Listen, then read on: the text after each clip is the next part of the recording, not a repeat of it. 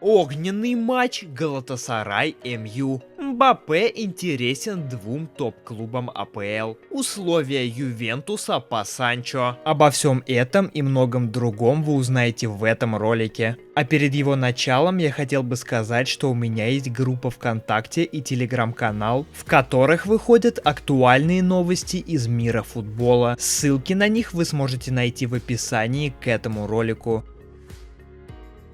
Арбитр, который работал на ВАР в матче ПСЖ Ньюкасл, отстранен.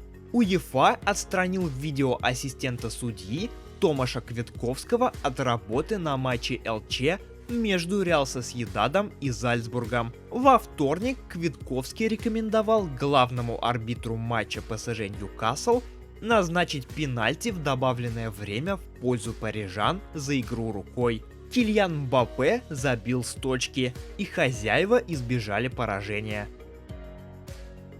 Следующим летом Манчестер Юнайтед может расстаться с двумя футболистами. Речь идет о центральном защитнике Рафаэле Варане и о полузащитнике Мейсоне Маунте, который лишь в июле присоединился к команде за 65 миллионов евро. По информации от The Guardian, руководство Красных Дьяволов скептически относится к тому, что Маунт и Варан смогут вернуться на топ-уровень. К следующему сезону клуб хочет подойти с полностью укомплектованным составом, поэтому манкунианцы задумываются над поиском замены Маунту и Варану. Реал Мадрид готов предложить Карло Анчелотти продлить контракт. По данным Кадена Сер, мадридский клуб склоняется к тому, чтобы предложить итальянцу соглашение по схеме 1+1. Однако у Реала есть и запасной план. Если с Анчелотти не получится договориться, у Мадрида есть два рассматриваемых варианта – Зинедин Зидан и тренер Байера Хаби Алонсо. Отмечается, что Зидан нравится Флорентино Пересу, а Алонсо – окружению президента испанского клуба. На Криштиану Роналду подали коллективный иск в США из-за рекламы и продвижения криптовалютной биржи Binance. В поданном иске утверждается, что биржа Binance при помощи Роналду привлекла инвестиции в незарегистрированные ценные бумаги, из-за чего истцы понесли убытки. Кроме того, в нем указано, что Роналду знал или должен был знать о продаже Binance незарегистрированных криптоценных бумаг, поскольку у него есть инвестиционный опыт и обширные ресурсы для привлечения сторонних консультантов. На основе этого истцы требуют полного возмещения ущерба и покрытия судебных расходов. Нападающий Мейсон Гринвуд, который выступает на правах аренды за испанский Хетафе, попал в сферу интересов двух представителей Ла Лиги. Об этом информируют журналисты The Sun. Согласно данным источника, англичанин заинтересовал Реал Сосьедад и Валенсию. Оба клуба заинтересованы в подписании Мейсона летом следующего года. Арендное соглашение Гринвуда рассчитано до конца нынешнего сезона. Манчестер Юнайтед, в свою очередь, готов продать Гринвуда. Цена вопроса 20 миллионов евро. С учетом того, что Сосьедад подзаработал на Лиге Чемпионов, баски вполне могут потянуть требования Красных Дьяволов. Два английских топ-клуба начали работу по трансферу Кильяна Мбаппе. Лондонский Арсенал и Ливерпуль заинтересованы услугами француза. Оба клуба начали изучать финансовые условия сделки. С большей долей вероятности Мбаппе в конце сезона станет свободным агентом, так как не горит продлевать контракт с ПСЖ. Для самого Кильяна Реал является приоритетным клубом для продолжения карьеры. Туринский Ювентус не уверен, что сможет потянуть трансфер Джейдена Санчо в финансовом плане.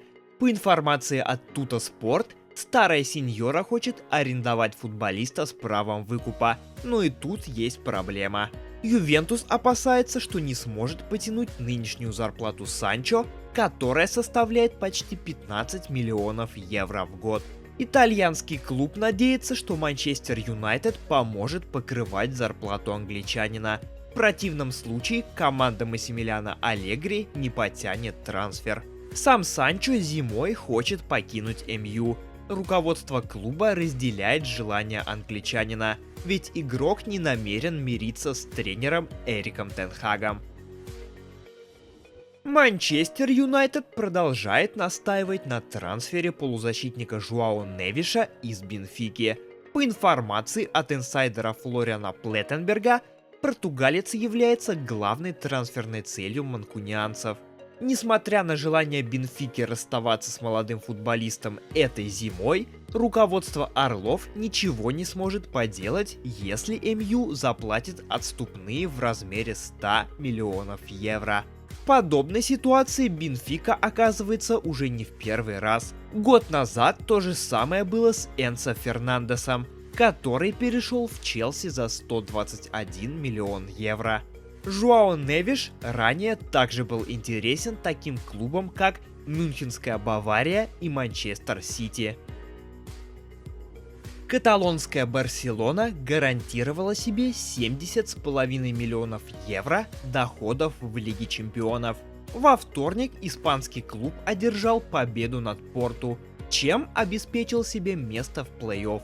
Выигранный у Порту матч принес Барсе 2,8 миллиона за победу.